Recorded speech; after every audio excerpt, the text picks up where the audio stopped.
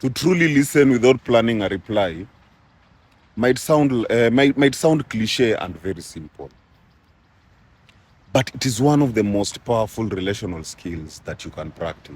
You know, we often think that we are listening, but what we are really doing is waiting to respond.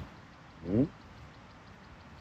We listen to argue, we listen to relate, we listen to fix, we listen to defend, we listen to agree, we listen to disagree. But very rarely do we listen with the sole intention of understanding. That is without rehearsing a comeback or even scanning for our moment to speak. That is not listening, that is strategizing. Huh? You have to understand that when someone speaks, they're not always looking for a solution. They are looking to feel heard, to feel validated, to feel safe. So planning your reply while someone is speaking disconnects you from their emotional experience. You know, you are not with them, you are with your ego, preparing your next move. And trust me, people can feel that. Huh?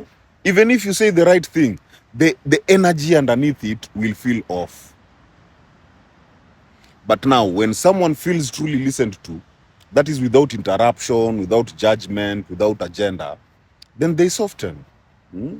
Their walls come down, their connections deepen. You know, you need to look at listening or approach listening as a presence. You know, not performance. To truly listen is to give someone a rare gift, you know, a sacred gift, and that is your full presence.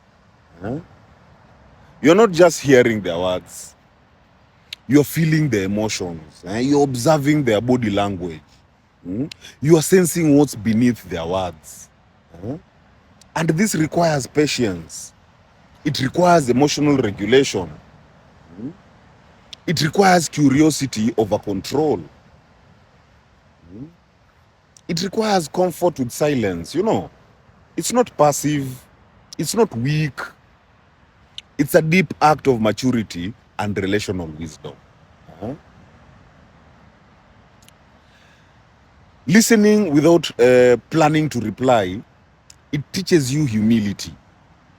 You know, not everything needs your input. Not every conversation is a debate.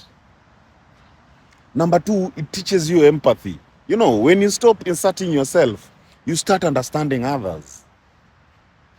Number three, it teaches you self-awareness. You learn to manage your own reactivity and ego.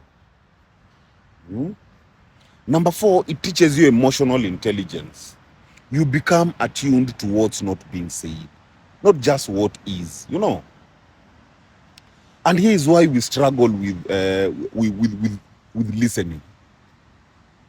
Most people interrupt or plan replies because of fear of being misunderstood. A need to control the narrative.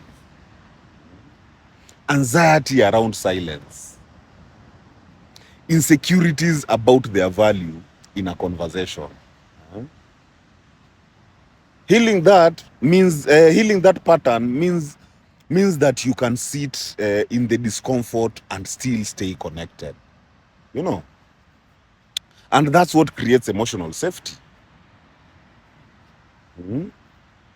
To listen without planning a reply is a radical form of love. It says, I'm not here to perform, I'm here to witness you. And in a world where everyone is trying to be heard, be the one who truly hears. Because the quality of your relationship will not be defined by how well you speak, but by how deeply you listen.